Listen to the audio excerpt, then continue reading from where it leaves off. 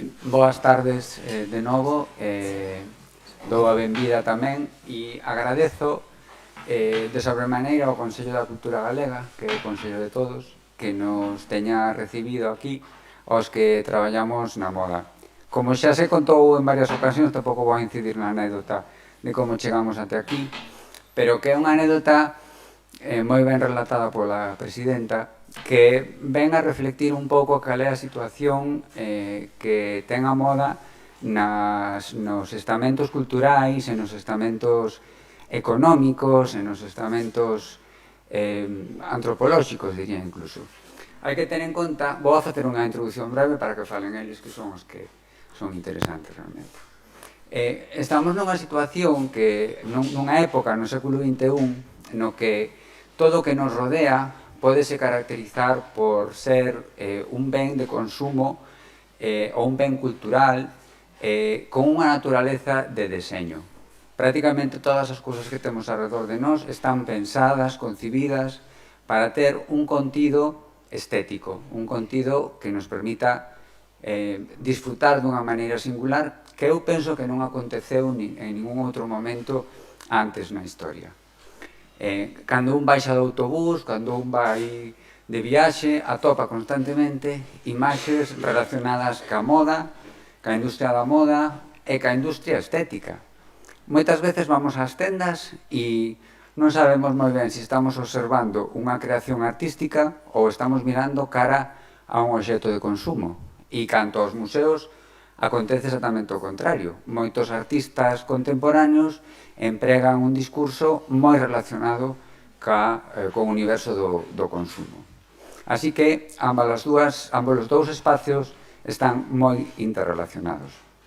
No caso de Galicia, sempre houbo unha relación da creación artística ca industria da moda, digamos, ao longo de todo o século XX. E non é unha cousa fatua que estou a decir. Si pensades, por exemplo, en Federico Rivas Montenegro, xa nos anos 30 ou 40, era un artista de Vigo, facía ilustracións para o ABC e moitas outras revistas, para Eno de Pravia e outras empresas, e foi unha páxina moi sinalable da historia da arte e da industria textil. Se seguimos máis adiante, hai moitos outros momentos que foron moi importantes da relación da arte e da industria da moda. Por exemplo, recordades moitos de vos as camisas Regojo. Aquelas eran camisas Dalí, e o señor Regojo, de feito, contratou con Dalí para poder empregar ese nome. E despois, como non, Adolfo Domínguez, que estaba moi relacionado co Bauhaus. Claro, hai unha constante relación, unha constante interacción entre as artes e a creación de moda e a industria textil. E en este breve repaso que teño feito, podedes ver que a simbiose entre ambas as dúas é absoluta nos momentos máis senlleiros. No século XXI hai unha novidade, que é polo que están aquí persoas que están relacionadas co ensino e cas facultades de Belas Artes. A novedade é que a grande maioría das persoas que se dedican á creación de moda son licenciados, os grandes diseñadores, os de París, os que traballan nas empresas galegas, son persoas que estudiaron arte ou Belas Artes. É dicir, hai uns vasos comunicantes entre as actividades creativas artísticas e o eido da moda. Case que, eu poderia decir, absoluto. E nos últimos anos se está expandindo moitos destes directores artísticos de empresas proceden tamén de enxeñerías, de arquitecturas e actividades semellantes. Por iso que estemos aquí no Consello da Cultura Galega está máis que xustificado que a cuestión da moda. E para falar máis en profundidade de como se estudia a moda, cales son os programas de estudo de cara á futura, cal é o contexto actual dos traballadores de moda e das empresas, están connosco 4 persoas que son moi coñecedoras da materia. En primeiro lugar, que é a que vai a empezar a charla, está a dona Lola do Pico, que é ademais a miña directora de tese, unha persona que leva anos ensinando arte e moda na Facultade de Pontevedra, de Belas Artes, é unha gran emprendedora de actividades de expositivas, editoriais, de todo tipo, e que penso que nos vai a dar unha visión moi global e moi interesante da situación da moda na actualidade e de cara ao futuro. Como se trata dun formato conversa, por suposto que todos vostedes podedes preguntar, pero para empezar podíamos comentar un pouco o contexto do ensino das artes e do deseño da moda en Galicia, se te parece. Empezo? Sí. Bueno, pois, en primeiro lugar, pois dar as gracias. Eu supoño que dentro un rato me poñerei de pé, se non vos importa, porque para dialogar sempre é máis fácil, non? En primeiro lugar, moitísimas gracias ao Consello, lóxicamente, por convidarme, sin duda a Román, por pensar en mí, por pensar en nós, lóxicamente, e moitísimas gracias por poñer un territorio como o de diseño, e ademais dentro do diseño, cando decimos moda, sempre xa ten un matiz diferencial que en moitos casos fai que, según en que foros, xenere certa suspicacia. Por lo tanto, grazas por traer este ámbito a este contexto, porque é moi apropiado. É dicir, cando pensamos en moda e cando decimos moda en Galicia, ademais, está asociado normalmente a decir industria da moda, non? Sempre vai como xunto. En Galicia hai unha grande industria da moda, e é certo, non? Eso é evidente, con uns números e uns resultados que dan boa fe de que hai un movimento industrial importante, con unhas cifras no PIB máis que destacables, non? Pero non é simplemente que teñamos unha industria da moda.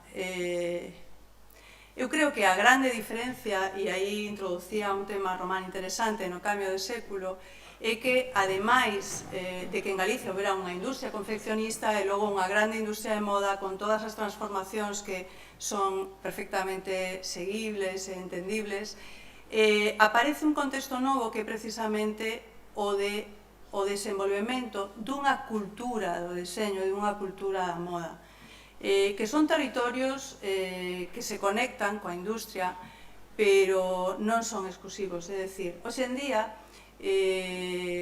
hai unha gran cantidad de profesionais creativos adicados ao contexto das industrias da moda, pero que realmente, ademais deste sistema productivo, estamos falando de equipos de deseño, deseñadores autónomos, creativos, comisarios de exposicións, teóricos, escritores, é dicir, xente que está a reflexionar e a producir coñecemento e a producir reflexión alrededor do territorio da moda. E iso sí que quizáis é algo bastante máis recente na súa explosión. Como me pedía Román un pouco que contextualizase neste contexto de educación, eu podo contar máis ou menos a experiencia que levo liderando desde o seu nacemento, que foi alá polo ano 2004, finais de 2004. Dentro da Facultade de Belas Artes de Pontevedra, que é unha facultade que leva xa unha trayectoria posiblemente de 27 anos aproximadamente, eu veño de estudiar Belas Artes igualmente nas áreas de deseño e novas tecnoloxías en Salamanca, e me incorporo ao equipo docente aquí. Aí, en 2004, existe un proxecto que se pon en marcha entre a universidade, a Xunta, actores sociais moi importantes dentro do que foi a posta en marcha. Agora estamos xa no espacio de Bolonia, pero hai que retrotraerse, e daquela non era tan sinxelo crear un título novo. De feito, era bastante difícil crear unha titulación nova, con unha titulación a licenciatura, non era posible, vale? E iso facía que en España en xeral, hasta esos momentos, as formacións de deseño e as formacións de deseño de moda, máis especificamente, non existiran dentro do que eran as formacións que ofrecían as universidades. Só existían dentro do contexto privado e logo a nivel de outro tipo de enseñanzas, a nivel de formación profesional do seu momento e logo no ámbito de diseño industrial de outro tipo. Eso era moi distinto ao que era o mapa en outros puntos de Europa, sin ir máis lonxe, ou Estados Unidos, onde sí xa as escolas de deseño asumiran os seus proxectos formativos dentro da universidade e estaban como tal. Eso facía que no escenario do século XXI, con unhas demandas altísimas por parte do que eran os creativos, a formación que tiñamos non era suficiente. E por iso se puxo en pé un primeiro proxecto que foi un título propio porque non había posibilidade de que fose de outro xeito, que puxo en pé a Universidade de Vigo, que desenvolveu un programa formativo de 3 anos máis proxecto, pensando, estamos falando de 2004, que cando viñera Bolonia serían 3 máis 2, bueno, todas estas cousas que logo foron outro escenario. E aí se puxo en marcha o primeiro proxecto, foi o curso 2004-2005, nos traballamos con unha formación que era para 30 personas, sempre foi unha titulación con un número pequeno de estudiantes, era o máximo, e a verdade é que foi impresionante, porque o primeiro ano que se puxo en marcha, eu creo que para 30 plazas se presentaron, non quero exagerar, pero eran como 100 e pico, 150 personas. Había realmente unha necesidade de formación desde a perspectiva do social, pero tamén desde o emprego, é dicir, desde entender que había aí un ámbito ao que interesarse e era atractivo para moitos creativos, porque ademais o perfil da xente que aplicaba era un perfil fundamentalmente creativo. A formación que dábamos podería terse escollido dar en outro centro, en outro contexto. Viñeron a falar a Facultade de Belas Artes, viñeron a falar de poñela en marcha vinculada ao campus de Pontevedra, onde estaba a nosa facultade. E tamén había unha facultade de comunicación. Cando empezamos a pensar que se podía facer con unha facultade ou con unha formación en diseño de moda, eso está asociado a grandes capitales, moito movimento, xente diferente, e de repente era facer unha facultade ou facer unha titulación de diseño de moda en Pontevedra. E aí tivemos claro que os grandes apoios eran exactamente traballar co que tiñamos. E o que tiñamos era unha facultade de arte, tiñamos uns laboratorios fundamentalmente pensados para o desenvolvemento de proxectos creativos, tiñamos profesores formados en estética, en antropoloxía, en historia da arte, da moda, é dicir, tiñamos un background, unha base desde a cal podíamos empezar a construir. E por eso o proxecto que se fixo desde ali era un proxecto pensado desde a creatividade pura e dura. Podería ser pensado desde outro punto, poderíamos ter buscado unha relación maior co comercio, pero realmente apostamos por un modelo que pasaba por poñer aquelo que creíamos que nos podía facer diferenciais encima da mesa e traballar nesa dirección. E esa foi o modelo que se escolleu. Non era un modelo que nos inventáramos nós. É verdade que en España non era un modelo que tivese hasta ese momento ningún tipo de presencia ou desenvolvemento, pero sí, fixándonos no contexto internacional, quizáis era un modelo que viña un pouco do modelo de Amberes, do modelo máis conectado, digamos, cunha forma de entender a moda como proxecto cultural e artístico. E é moi diferente a como se entende desde outros parámetros. E ese foi o cerne do proxecto. Estas son imaxes dos primeiros anos, que Román me dixo, busca algunha dos primeiros anos, digo, pois atoparei, pero son dos primeiros anos. E traballamos na facultade, eu creo que esa é, e empezamos a traballar con un equipo creativo, no que logo cando vos presenten xa os coñeceredes, pero casi desde o primeiro momento buscamos complicidades, porque eso non é fácil, non? Buscar as complicidades para... Antes, cando presentaban a Román, falaban da súa paixón. Eso creo que o elemento clave.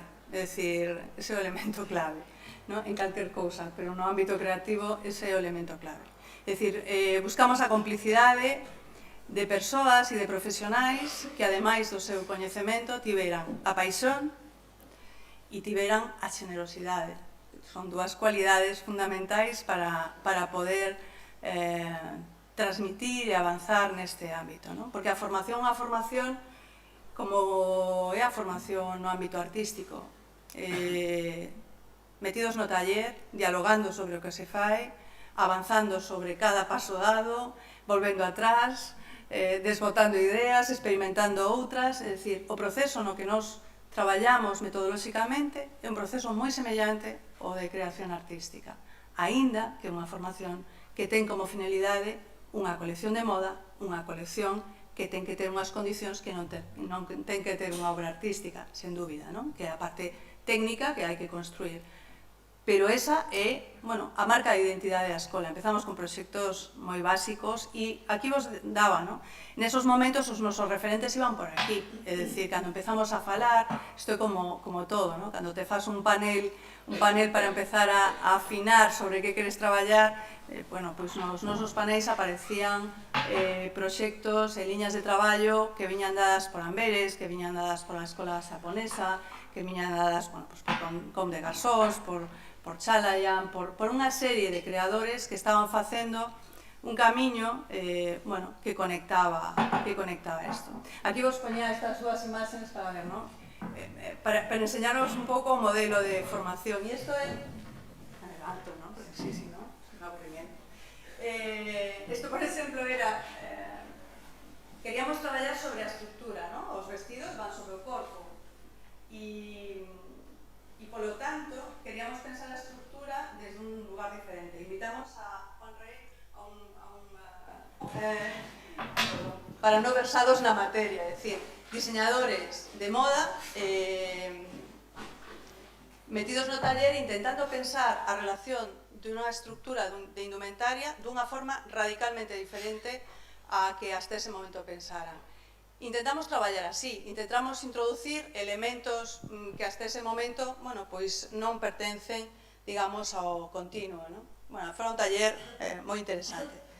Este é un pouco o desfile de Amberes de fai 2 anos. Isto era para centraros cando digo, miramos cara a Amberes, miramos cara a escola de moda de Amberes, que é unha das máis importantes de Europa, e o é porque ten unha liña de traballo moi marcada, moi diferencial e moi concreta, non? É dicir, como vedes aquí casi estamos falando de lenzos pintados que se estructuran sobre o corpo, é dicir, non é o concepto de moda entendido como retail ou como que atopamos na tenda, sino que é levar o máximo, os estudiantes levan o máximo da creatividade máis pura o que é un proxecto de deseño de moda, non buscando tanto que sexa escalable directamente ao mercado, sino intentando demostrar hasta onde son capaces de levar a súa creatividade. E iso hai un mercado logo de estudios, empresas, contratadores que queren contar con esa creatividade. Xa serán eles quen de volvela comercial, non? Para eso xa está a empresa. Bueno, e foi un pouco na liña que traballamos. Que traballamos? O networking, o poñernos en relación con escolas internacionais. Isto foi un proxecto que fixemos con St. Martins, a Facultade de Gráfica de St. Martins, eles facían o proxecto máis de deseño gráfico, nos facíamos a parte de moda e a partir de aí fixemos unha serie de proxectos conxuntos, por facer resumen de... Isto é do outro día, en homenaxe que hai algunha estudiante que se titulou outro día, pechamos ao noso acto de graduación da escola deste ano, pois, escasamente o xoves pasado. E, por exemplo, bueno, pois estaban... Intentamos traer sempre un tribunal internacional. Xente que nos amose un punto de vista lonxado do noso. A veces é moi duro, vos lo aseguro que a veces é duro, pero é fantástico. É fantástico que os estudiantes de repente teñan un feedback que non ven de nós, que levamos 3 anos, 2 anos traballando, acompañando, sino que ven de alguén de fora que o ve e en crudo opina, lle comenta onde está ben, onde está mal. Eu creo que eso é fantástico. É dicir, ás veces é moi duro, ás veces tes que recibir, lóxicamente, críticas sobre o que ti fixeches, e ti como profesor estás ali e dices, pois non estou moito de acordo e tal, pero dá igual, é moi bo, porque a realidade é isa, non? A realidade é que ti podes ter un proxecto moi bo e chegas fora e alguén te vai dicir, vale, me parece moi bien, pero isto non me interesa ou isto sí, e iso forma parte da formación. E apostamos por iso tamén, desde o primeiro día. Todas as probas de evaluación, vale, están profesores, sí, pero as deixamos fundamentalmente o peso de evaluación nun comité externo. É dicir, nun grupo de xente profesional que ven a dar a súa valoración. E iso fai medrar todo moito. E xenera networking, e xenera conexións, é xente que ven a ver a escola, que ven a ver os proxectos e que, bueno, vamos construindo. Crear cultura, isto é fundamental. É dicir, desde o día 1 que empezamos coa escola, era complicado, é dicir, ademais estando na Facultade de Belas Artes, non me voy a estender en el chistiño, pero é complicado ás veces, decir, los de moda. Entonces, a veces é difícil transmitir que os parámetros de traballo do creativo non son tan diferentes. Os parámetros de reflexión ás veces non son tan diferentes. Os resultados poden ser moi diferentes. Pero de verdade que hai un proceso de reflexión, de referentes, de búsqueda de referencias, de investigación, que ás veces moi semellante. Bueno, polo tanto, divulgación, exposicións, mostrar o que se fai, comunicar todos os ambientes. Tamén facer investigación sobre o que se fixo antes que nós. Tamén facer ese traballo de dar a coñecer de onde procedemos. Por exemplo, isto foi un proxecto que con Silvia García e Cristina Varela, que fixera tamén unha tesis sobre a moda nos 80, se fixo unha tesis de doutoramento sobre a xeración dos 80 aquí en Galicia de moda, se fixo unha exposición comisariada por Cristina Varela e por Silvia García sobre esta xeración. E, bueno, moitos proxectos, está, por exemplo, o proxecto de Agarre Fernández, que se presentou, e desde o primeiro momento empezamos a facer, esta mezcla me gusta, porque además se ven os caballetes aí atrás, verdad? É dicir, nos preparamos sempre o desfile da escola, a posta en escena, o gran show final da escola, que como noso acto de graduación, e algúns de Belas Artes que fan, de fotógrafos, de dibuixantes, se mestura moitísimo, non? Bueno, estos son algúns resultados, vou rápido, porque senón vos aburro. Esta me gusta porque estamos ahí en la sala de escultura haciendo las pruebas y esta pieza que era toda, bueno, supongo que la veis ahí, ¿no? Es decir, era como, ¿recordáis esta pieza que era impresionante de elaboración, ¿no? Por eso digo, esto de moda, pero está en conexión con todo eso outro que está ao fondo. Me gusta esa imagen por iso, ¿no? Porque realmente estamos traballando con ese tipo de conexións constantes, ¿no? Estos proxectos que vedes aquí, por exemplo, isto é da primeira promoción que acabou, estamos falando 2007, posible, 2007. Estábamos traballando, hasta aí, fixemos o desfile, vos imaginarvos aí estudiantes da primeira promoción dicindo, pero agora que xa estou acabando, tuve que traballar todo isto, por que teño que ir a un sitio a enseñalo, por que teño que ir a un sitio a un tribunal? Recordo perfectamente estas discusións cos estudiantes, ¿no? Pero, sin embargo, de aí, realmente, dese punto, estou enseñando os proxectos desos anos, 2004, 2007, 2009, vale? De aquí, estes proxectos saltaron, pasaron por unha celebración deste tipo, esta é a de semana pasada, para que non teñamos así problema de tempos, é dicir, seguimos facendo igual, é dicir, despois de facer o proxecto, o teu portfolio, a túa presentación, facer a editorial de moda, controlar todos os aspectos, ti tes que presentar con un tribunal externo, ¿no? Con un tribunal externo que vai a valorar os teus proxectos, vai a falar deles, etc. ¿No? A partir de aí, bueno, pois moitos estudiantes consiguen o seguinte paso. Para algúns o seguinte paso é ir a Cibeles, como algunhas coleccións que empezaron a ir desde o primeiro ano. Para outros, o seguinte paso é introducirse no mercado laboral. Isto é, daquelos de 2008, por aí. Por exemplo, diseñadores como Amai, Rodríguez Coladas, isto é unha presentación na Cibeles Fashion Week, alcanzou o premio a diseñadora revelación, con creacións que realmente eran extraordinarias, é dicir, é deseño de moda, creación artística,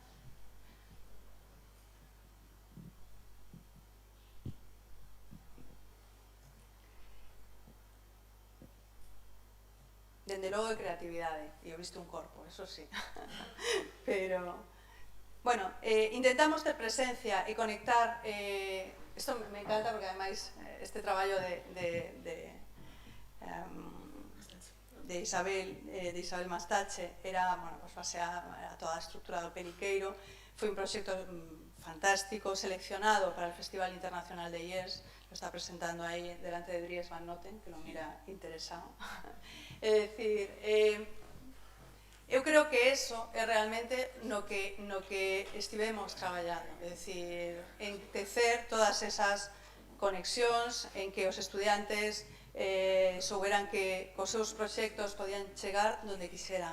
Ese proxecto que estáis vendo aí é de Sheila Pazo. Sheila é unha persona cunha formación extensísima, unha formación en Belas Artes, posteriormente fixo moda con nós, e realmente, bueno, pois coa súa colección fin de carreira que estades vendo aí, chegou a Mercedes-Benz Fashion Week, aplicou a Trieste, ao Festival de Trieste, un dos festivales así, a nivel internacional de jóvenes creadores máis potentes de Europa, e, bueno, e non gañou o premio, pero un dos que estaba no xurado era o director creativo de Swatch e a contratou, así que gañou tamén, quero dicir.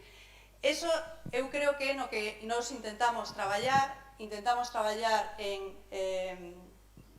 que os creadores como Elena Rial, que acadou tamén o premio a diseñadora revelación, a ver, Mercedes-Benz Fashion Week fai, eu creo que 3 anos, con esta colección, ou Melania Freire, que acadou o mismo galardón fai un ano, o sea, un ano, en febreiro, con esta outra colección, é dicir, eu creo que non somos conscientes de que temos un potencial creativo inmenso, porque esta industria que é fundamental, pero non debemos esquecernos que temos unha serie de productores culturales, de diseñadores, de creativos, que están detrás de todas estas empresas, hai outros que montan o seu propio proxecto, pero que é un ámbito que está medrando moitísimo e que hai profesionais moi ben cualificados que nestos momentos, ademais, empezan a estar, digamos, a ser un grupo bastante importante. Eu creo que queda moitísimo por facer, son imaxes deste ano de Paloma Malvar, de Silvia Marra, de Teresa Búa, creativos, diseñadores de Inmaculada Fernández, que acadou un dos premios, Laura Murillo, Vicky Cordero. Son diseñadores, son creativos que moitos deles van a emprender o seu proxecto artístico, o seu proxecto de diseño ou van a traballar en empresas de diseño. Todos eles están aí fundamentalmente polas súas habilidades creativas. É dicir, eu creo que isto é moi importante porque ás veces creemos que cando falamos de diseño de moda, os diseñadores son fundamentalmente técnicos e teñen que ter coñecementos técnicos como calquer profesional, pero realmente teñen un componente de formación artística e creativa moi importante. Non sei no que estamos a traballar, non me vou a extender máis porque isto era un tal e ya me pasé, entonces, porque me enrollo moito. E logo, bueno, seguimos falando, pero basicamente eso é no que levamos traballando 16 anos, fixen todo así un pouco rápido e nos queda muchísimo por facer, non? Estamos poñendo ahora en marcha un congreso para marzo precisamente porque queremos aunar un montón de xente que está facendo investigación sobre historia da moda, antropoloxía da moda, socioloxía da moda, comunicación de moda, creación de moda. Eu creo que todo este escenario ten que empezar tamén a encontrar un punto de conexión e temos que ser capaces de facer máis cultura alrededor deste territorio. Porque en ese sentido eu creo que a moda non só move o mercado, sino que os diseñadores e o diseño en sí son un sector de productor, es decir, de xeradores de cultura e de xeradores de creación clave, ¿no? Clave en calquer país, e en este, dende logo, eu creo que ten que ser por igual ou máis. Lola é fantástica. Gracias. Ahora, bueno, seguimos falando. Ademais, hai unha cousa que eu penso que un 90% do que a moda na Facultade de Belas Artes de Pontevedra, un 90% do que a moda creativa que se fai en Galicia, pois en parte polo empuxe de Lola e, bueno, e tamén de Charo e Alfredo que están aquí na mesa. A min gustaríame agora facer mención a dúas cousas que benefician dunha maneira rotunda a creatividade dende Galicia en moda no século XXI. Unha delas, xa mencionou, dou unha pincelada Lola sobre ela, que é a aparición de outros centros de creación de moda aparte do clásico de París. París, Nova York, Londres eran os centros de creación máis habituais na segunda parte do século XX. E tamén un pouco Milán, un pouco Roma para a alta moda, pero eran fundamentales estes tres primeiros que mencionamos. Nos anos 80 aconteceu que empezaron a aparecer centros de moda deslocalizados. Xapón apareceu como un centro de moda deslocalizado con uns desfiles rotundos en París, con Yohji Yamamoto, Issei Miyake, Rei Kawakubo con Comme des Garçons, e apareceu tamén a Escola de Amberes. Os 6 de Amberes, un grupo de 6 creadores, Dick Van Sane, Dries Van Noten, Vickenbergs, Marina Sui, que estaban moi relacionados ca Real Academia de Amberes a que se refería Lola hai un intre. Cal é a ventaxa destas novas tipoloxías de creación?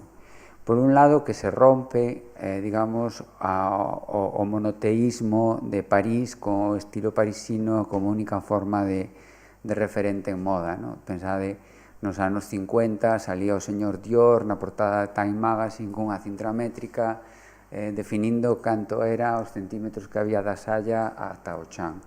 No século XX, ao final, e no século XXI, isto está totalmente cambiado. Logo, para un momento de descentralización das capitais da moda, a Galicia naturalmente lle beneficia estas circunstancias. Aquela descentralización xa no seu día beneficiou a inspiración de Adolfo Domínguez, que se inspiraba de xeito evidente nos creadores xaponeses, pero tamén nunha certa idiosincrasia galega. E para a cuestión das escolas, pois é evidente que permiten ter unha magnífica formación, un magnífico desenrolo de estudantes, non solamente nas grandes capitais da moda, sino que tamén en outras capitais. Isto por un lado. E por outro lado, para referirnos, como se referiu Lola antes, a moda como cultura, que é un pouco a razón pola que estamos aquí, sabedes que as exposicións máis visitadas no Metropolitan Museum de Nova York non son xa os impresionistas franceses nin a máscara de Tutankamón, sino que son as exposicións de moda cada ano. Son case que 2 millóns de personas que visitaron a derradeira de Camp, e as anteriores de Corpos Celestiais, 1.600.000. Non é un argumento de peso de que canta máis xente vaya é millor, sino que o que subliña isto que hai unha aparición dunhas novas formas de manifestacións culturais que interesan de sobremaneira a sociedade. Reflicten unhas novas inquedanzas da xente. Os millennials coleccionan camisetas de Gucci, non coleccionan solamente obras de arte, e eu penso que quen está en vanguarda ten que estar pendente de cales son esas novas manifestacións. Unha parte moi importante da Escola de Belas Artes en moda de SDEMGA son Charo Frojan e Alfredo Olmedo, que os coñecedes moitos, eles teñen a empresa de Due e son, corríxeme, pero son algo así como os musos inspiradores e directores artísticos da escola desde o seu inicio, non? Musos non sei, porque traballan moito. E os musos non deben de traballar tanto. Eu creo que máis ben son un motor fundamental. Son os directores de proxectos, son o corazón, basicamente. E eles son un exemplo desta deslocalización da moda da que falaba hai uns minutos, e son exemplo, ademais, de un traballo creativo moi arduo por colocar un produto en mercados que a veces están moi lonxe de nós, pero penso que o mellor é que eles nos falen un pouco de cal é a súa experiencia docente e tamén da actividade empresarial que están a desenrolar.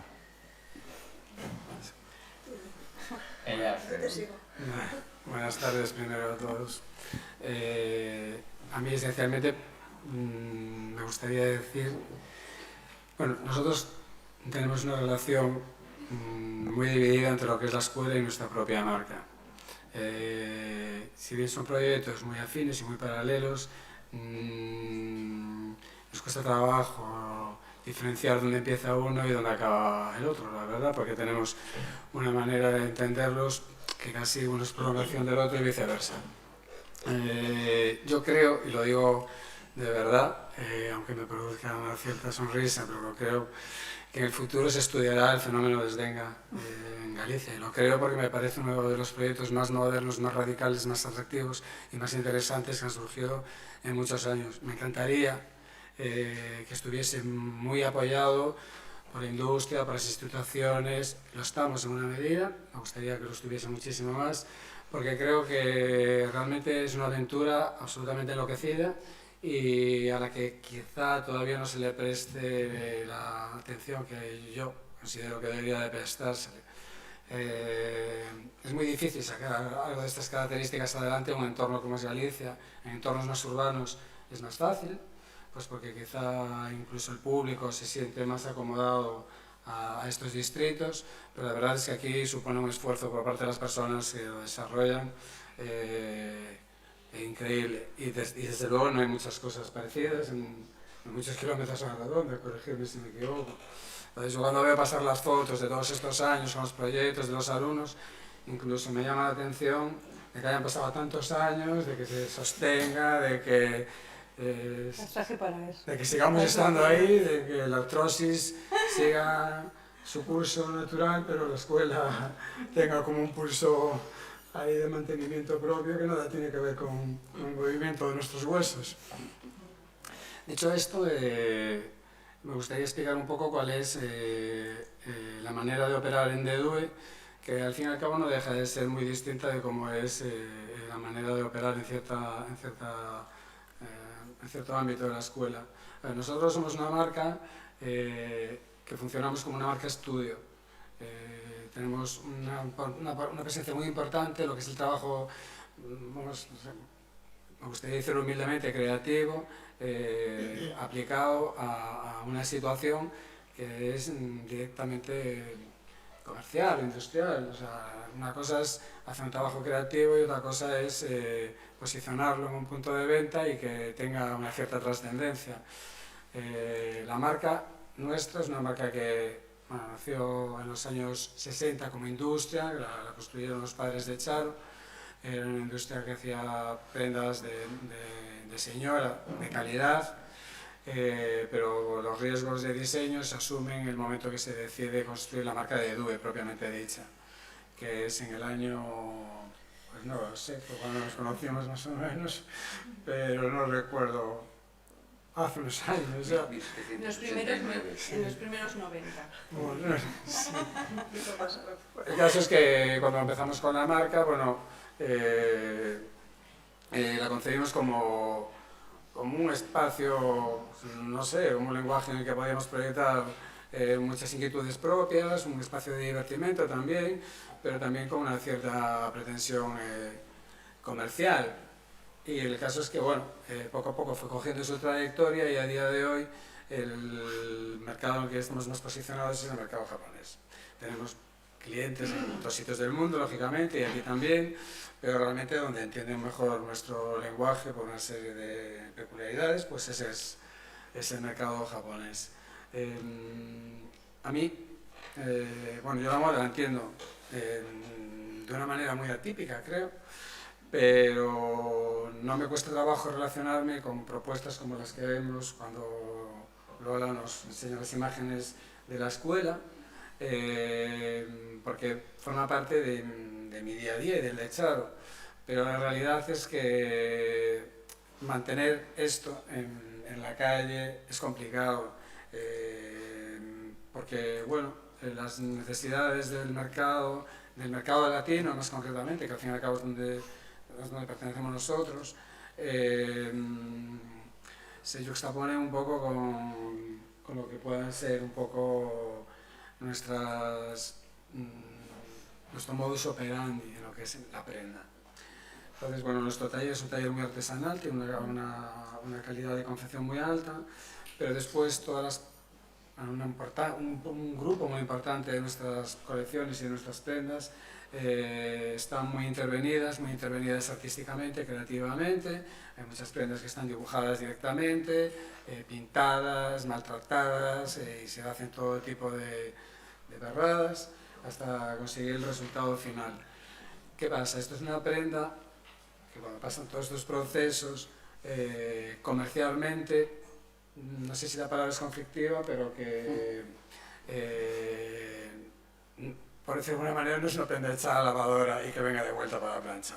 Es una prenda para querer, cuidar y... Bueno, yo pienso que una de las cosas que más carácter imprimen las prendas es la convivencia un poco del equipo creativo con el equipo constructivo. Realmente esto es una cosa que ya, si bien es verdad, Galicia tuvo mucha tradición textil, bueno, se desarticularon gran parte de las empresas y yo creo que básicamente, yo humildemente creo que es por la falta de incorporación creativa a los equipos.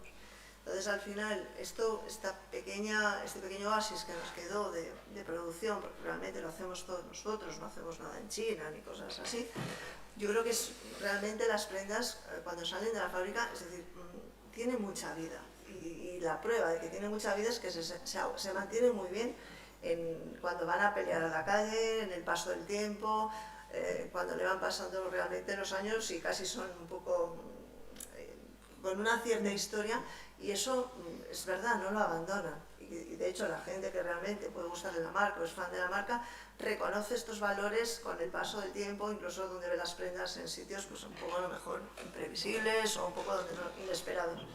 Entonces yo creo que realmente el hecho, bueno, realmente somos una gran familia, porque somos una empresa, a ver, pequeña, no tan pequeña, pero sí pequeña para lo que puede ser o para lo que Galicia estaba acostumbrado al textil, pero somos una gran familia donde la prenda entra y sale, es decir, donde no sale de casa y todas las personas que trabajan en ella están allí en el día a día. Entonces, bueno, es curioso incluso como, a ver, realmente las personas que trabajan con nosotros son gente pues, del perímetro de Rianxo y a ver, realmente su realidad no es con una cabeza creativa, pero incluso hicieron un esfuerzo muy grande en ponerse en nuestras cabezas, ¿no? Yo siempre cuento una anécdota que estaban las chaquetas en la cadena de producción y yo colgué una manga aquí con un alfiler y cuando acabaron todas las chaquetas, estaban todas las chaquetas rematadas y seguía con la manga aquí colgada. Le faltaba una manga y yo digo, pero esto os volvisteis locos, dice, pero la pusiste tú. Hombre, sí, puse la manga con un alfiler. Es decir, digo, hasta qué punto ellos realmente, ¿sabes?, llegaron a entender que lo anormal era un valor.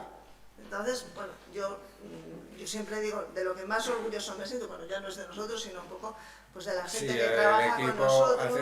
Sí, es cierto, que hace un gran esfuerzo porque además venían de una realidad que era de hacer prendas de calidad. Entonces, cuando una persona que lleva 40 años haciendo buenos abrigos se encuentra con que tú le pasas con un bote de spray por encima, al principio, lógicamente, entra en barrena. Pero es curioso porque a día de hoy ya son ellas Entra cadenas que dicen, esa lle darás con rotulador, non? Pues bueno, pues vale, porque las ven. Pero, a ver, sí que es cierto que creo que nuestro proyecto es un proyecto un poco atípico, o sea, no hay más proyectos aquí como el nuestro, le pasa un poco como Asdenga, son cosas que son un poco como setas que nacen en un entorno un poco haciendo un esfuerzo importante, porque, a ver, Dedu es una marca que a mí me encantaría que hubiera muchas marcas como la nuestra, pero no es fácil y después me llama la atención que nos entiendan más en otros mercados a veces que en mercados a lo mejor más próximos, ¿no? Entonces, bueno, yo creo que es el gran... Bueno, yo creo que estar en Galicia para nosotros es un valor. Es un valor, Decir, es otra consideración. Yo creo que es un valor porque lo que hacemos, yo creo que de la manera en la que lo hacemos, solo podríamos hacerlo desde aquí, claro. Eso es cierto. Pero es una... Yo creo que nosotros somos como Heidi, que estamos permanentemente en el rural y necesitamos entornos urbanos para llevar nuestro producto. Entonces, sí es verdad que nosotros vendemos esos valores. Bueno, también tengo que reconocer que a través de la cabeza de Japón aprendimos mucho a reconocer esos valores y ellos, su sensibilidad, lógicamente también es propia para nosotros. Pero estar en Galicia, en entornos rurales, realmente solo desde aí podríamos hacer lo que hacemos. Hai unha cuestión que é bastante característica da época na que vivimos. Está vos gustando? Sí. Pois hai unha cuestión que eu penso que é bastante característica, que é cando vos ides polas calles, polas rúas das cidades en España, en Francia tamén pasa, sempre se miran as mesmas tendas, non? Sempre en España pois sempre están as enormes tendas de as grandes multinacionais. No sector do luxo acontece máis ou menos o mesmo. Ainda onte Louis Vuitton vende mercar Tiffany's en Nova York. É dicir, estamos na era das grandes compañías, non? E entón o que segue sendo moi interesante para as persoas aficionadas á moda é a existencia de empresas con uns creativos que teñen un tamaño máis pequeno e que manteñen unha certa autonomía, non? Podo poñer moitos exemplos que todos vos recoñeceredes, por exemplo, a empresa de Rick Owens, este diseñador medio gótico, ou Dries Van Noten, inda que últimamente creo que ten unha porción que pertence ao grupo Puig. Pero hai moitas empresas que aportan ao mercado moita creatividade e poñen en valor elementos diferenciais, non? Que é digamos, o grande argumento para poder manterse con esa competencia tan difícil.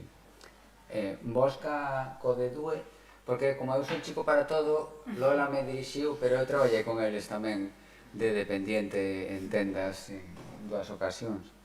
E entón coñezo un pouco a sistemática da compañía. Vos nos derradeiros anos afrontachedes outro tipo de mercado, quizáis un pouco máis contemporáneo, máis vanguardista, máis de concepto que o que tiñades antes. Yo también creo que la moda, es decir, ¿cómo te diría? Yo creo que la palabra moda también evolucionó. Es decir, yo creo que todo se quedó ahí con la moda, pero es decir, no es igual Inditex que una marca alternativa inglesa, es decir, eso es una realidad. Yo creo que ya hay marcas que se acoplan más al lifestyle más que a la moda. Es decir, yo creo que la moda ya quedó un poco o para las primeras marcas o para el low cost.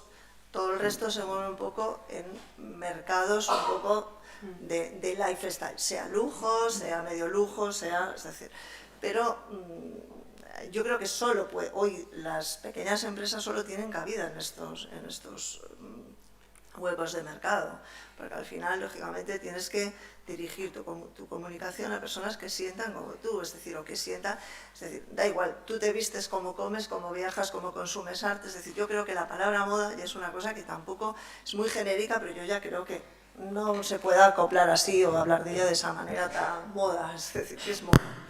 E que eu creo que esa é a cuestión que antes falábamos, é dicir, de por que no cambio de século tamén variou tantísimo o que, por un lado, o que se chama moda, como entendido como industria, como retail, como en grande, e cando estamos falando destos proxectos as modas asocian prenda, solo pero quedo como isto aquí, o que é grandísimo e ten tal, e logo o que son proxectos de lifestyle, quero dicir, claro, en pequeno, con un conxunto de xente moi concreto que consume esa marca como consume un tipo de viaxes, como lee un tipo de literatura e te dirixes a ese mercado. Entonces, eso posibilitou tamén o nacemento, eso e os cambios nos sistemas de producción posibilitaron tamén que houbera este nacemento de o diseñador de moda, que hasta ese momento era moi difícil, entendido casi como, pues eso, ¿no? Casi como un creador cultural, es decir, que produce unha colección,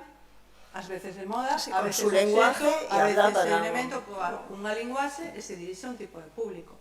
É dicir, e de feito transitan moito, en este caso, un estudio como vos, un momento fai moda fundamentalmente, porque además é o voso saber facer fundamental. Hacemos indumentaria. Pero facedes, claro, pero facedes obxeto, facedes un momento dado colaboracións para publicacións, facedes un momento colaboracións de decoración de interior, é dicir, cubrides un amplísimo espectro de colaboracións culturais marcadas por unha identidade, ¿no? Quer decir, por unha identidade creativa concreta. E iso é o que eu creo que é unha das grandes, digamos, Es un poco lo que tú decías, una persona como Sheila puede trabajar en Swatch, cuando ella realmente es diseñadora de moda que hace haciendo relojes. Es decir, yo creo que todas estas fronteras ya no, es decir, eso es la actualidad, es decir, la moda derivó a eso, que sean prendas, sí, es una cosa, pero no creo que se pueda enmarcar en el concepto tradicional de moda, ¿no? Que es una cosa que es una tendencia y cambia a cada momento. De hecho, a ver, yo creo que nosotros hacemos objetos, no creo que sean objetos sujetos a la tendencia de una temporada.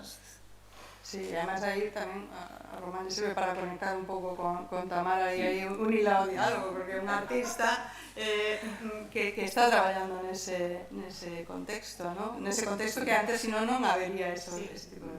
Hai unha cuestión que tamén é moi paradigmática do século XXI, por tanto do século XXI en Galiza tamén, que é a presencia da moda nos espazos de arte. A moda, ademais, é bastante selectiva, porque se vos ides a un museo de arte hai centenas, miles de creadores, pero cando se fan exposicións de moda ou libros de moda sempre se están baraxando os mesmos 150, 100 creadores e é moi difícil engadir creadores novos, inda que hoxe nos últimos 10 anos, como hai moitos licenciados en escolas de arte que non solamente se dedican á creación de pezas para vestir, sino que tamén fan creación de pezas para observar, Craig King, por exemplo, en Londres, pois entón aparecen máis deste tipo de creadores que acceden aos museos. E o que si fan case que todas as empresas do sector textil é que contratan case por igual, ou case por igual non, contratan con moita frecuencia a licenciados en Belas Artes e a persoas que teñen estudado deseño per se, como tal.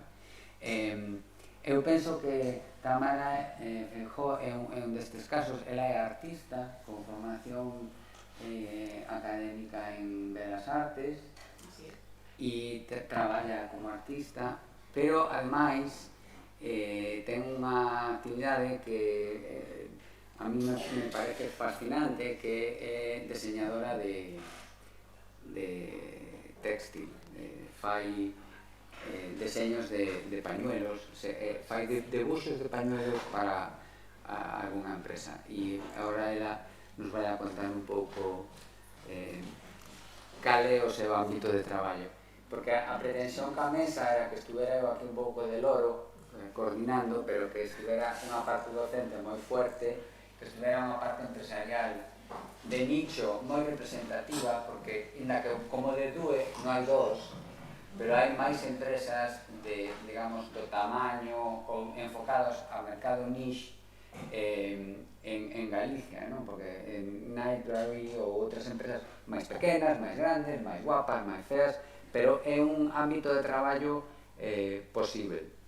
E despois tiñamos a unha persona, a unha empregada dun gran grupo de fabricación de moda, de creación de deseño, que ademais é artista e que entón ela aporta a súa creatividade, como ben explicaba Charo, moito deste sector textil desapareceu porque faltaba creatividade.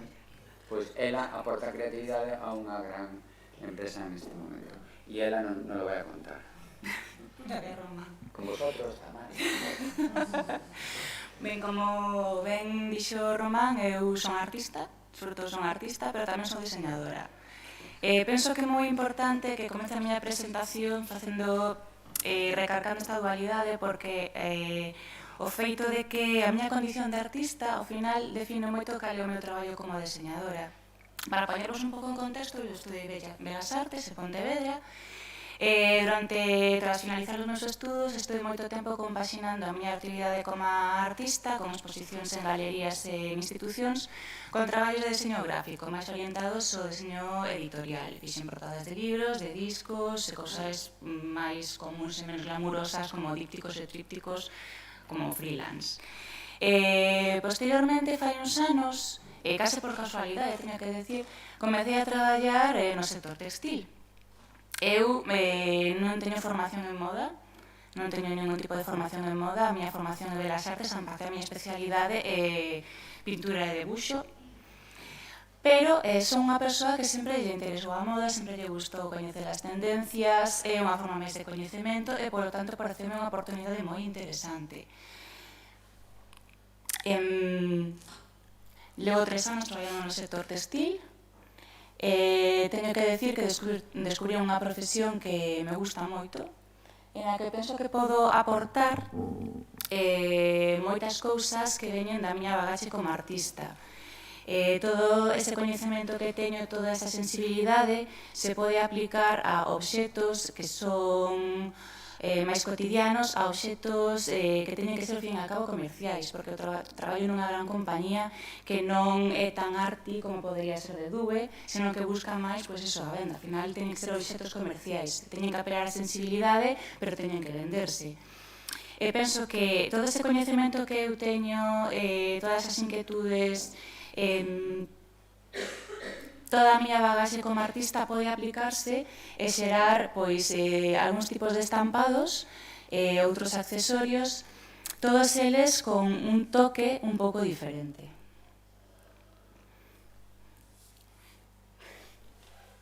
Moi ben. Cámara, canta traballando nunha gran empresa multinacional con, digamos, sucursais en todo o mundo, canto da túa creatividade, da túa propia firma, da túa propia asignatura se pode aportar ao traballo dunha compañía deste tipo? Eso está bastante limitado. A ver, o que comentaba, tens que facer obxetos ao final que teñen que ser comerciais. Sí que podes aportar unha parte do teu saber hacer. Podes aportar a túa man, podes aportar, certa creatividade, pero tens que ter moi claro que son obxetos que non son arte. Son obxetos estéticos, pero que teñen unha utilidade, en realidad. Cando eu traballo como artista... Sobre todo ten que ver tamén un pouco a quen va dirixido. Exacto, ten que saber a quen están dirixidos, porque eu fago unha diferencia moi grande entre o meu traballo como artista e o meu traballo como diseñadora. Ambos son traballos creativos, pero teñen liñas moi diferentes, precisamente por eso, porque... Por a recepción desos obxetos, non? Exacto. No estudio son eu que estou coas miñas inquietudes e xerando un tipo de coñecemento, mentres que cando estou na oficina na empresa deseñando, o que estou facendo é un obxeto para un determinado grupo de consumo. Ten que ter unhas características determinadas e ten que cumplilas, ao fin e ao cabo. Entón, a creatividade existe, sí, pero sempre está máis pautada que se fose algo máis artístico. Pero o seguinte paso é montar Sí. na que podas dar rienda suelta a túa creatividade. É o seguinte paso.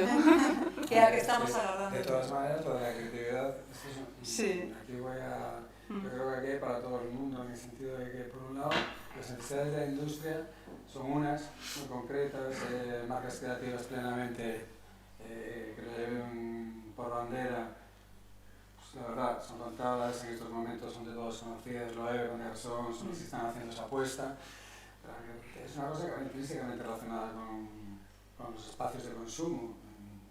Entonces, la realidad es que el público está dispuesto a consumir valores más radicales en moda. Es un público muy concreto. Eso es así y lo sabemos todos. Nosotros, en el caso de EUDE, tenemos el salvoconducto de Japón, pero sí que es cierto que, salvo la sociedad japonesa, lo que nos queda después es un grupo de excéntricos por el mundo que están dispuestos a consumir determinado caudal de moda, porque es difícil trabajar en una empresa que está muy sujeta a los rigores del mercado y poder hacer propuestas muy extremas. Es difícil porque tiene que ver con los números, tiene que ver con muchas cosas. Entonces, con el consumo, con el tipo de consumo. La relación del arte con la moda ha sido una relación, cuando llegas a la industria, tan poderosa como conflictiva. Sí. Porque yo creo que... A ver, existe unha relación da arte coa moda, realmente máis da moda coa arte, no sentido de que moitas veces utilizanse estampados de colaboración con artistas como Dion Petitbon, por exemplo, ou a última cápsula que sacou o Eve, que máis de arts and crafts, pero... Yo voy a contradecir una cosa, yo creo que la relación más estrecha de la moda con el arte que el arte con la moda. Es que se lo acabo de decir. Porque yo creo que los diseñadores, la gente que es muy susceptible al lenguaje de la moda, son más consumistas que los artistas. Sí, pero tamén existe unha relación da arte coa moda. Hai estéticas, por exemplo, Vanessa Vicroft ou Cindy Sherman utilizan moito a estética da moda. O último que sacou unha liña de roupa é Sterling Ruby, por exemplo, que tamén sacou a súa propia liña de roupa. Aparte de colaborar con Raf Simons, decidiu que tamén... É dicir, existe esa colaboración moi estreita entre os dous ámbitos. Yo creo que a fluidez que hai se cruza como permanente de unha forma como moi natural. Sí. Outra cosa é que en cada momento requieras unha serie de ferramentas diferentes, pero sí é verdade que esa frontera se cruza constantemente e iso é verdade, que eu creo que as conexións entre artistas coa moda e do ámbito de diseñadores coa arte é máis que habitual, sin duda, pero bueno, son dous ámbitos, non? Con dous referencias moi diferentes. Ademais, eu penso que aquí tamén se podería engadir esta bella frase de é a moda arte? No, pero é para enfocar un tema que lle preguntaban a Pierre Berger, que estivo na Coruña con Rosario Sarmiento no ano de 2008, por certo. E entón ele contestaba, depende de que non faga. E eu, para esta cuestión das interrelacións entre arte e moda, moda-arte, eu diría que, ademais, agora, desde hai 5 anos, hai algúns personaxes no eido da creatividade, no eido do deseño, pero eu diría das manifestacións culturais, que prácticamente calquera cousa que fan no ámbito internacional se transforma nun valor engadido. Eu estou pensando agora mesmo en Virgil Abloh, porque moitos de vos probablemente vichedes a colaboración que venden facer con Ikea, que foi unha toleña colectiva porque a xente estaba buscando as pezas, a bolsa coa palabra sculpture e as alfombras, todo demais, casi como se foran obxetos de culto, non? Pezas singulares. Este é un tipo que procede da enxeñería, que é un diseñador atípico, que na miña opinión o valor que máis aporta a moda é o da integración de toda a población afroamericana, que iso é unha dos valores positivos que tamén ten a moda na súa transversalidade. E ademais que toca moitísimos paus e prácticamente todo o que hace, todo o que fai se converte automáticamente nun obxecto museable. Y tiene a Vuitton detrás, ¿eh? Sí. Es que hay una parte que creo que no podemos olvidar. Esto lo explicaba muy bien Bruno Munari, poniendo en ojo de delito a personajes como Salvador Dalí metidos a diseñadores. A ver, la moda tiene un campo creativo fantástico, que nos gusta a todos, que nos pone como motos y que cuando nos vemos nos divierte mucho. Pero hay una realidad, las prendas hay que ponerlas. O no, pero si no, desde luego cuando las pones es otra cosa. Cuando hablamos de diseño, cuando hablamos de arte, y hay un camino en el medio que estamos viendo expresarlo, pero después hay otro que hay que considerarlo seriamente, porque una arte hay que construirla. Entonces los requerimientos son unos y tampoco se pueden dejar de lado. Entonces, Green Blog está muy bien si tienes confeccionando por detrás al grupo Vuitton. Claro, es que fantástico, redondea esa faena. Además, la propuesta que hace Green Blog es eminentemente gráfica, que es la propuesta que hacen en un porcentaje muy importante la gran mayoría de los colaboradores artistas en el mundo de la moda. Sí. Porque después Porque hay una parte los niveles de construcción son...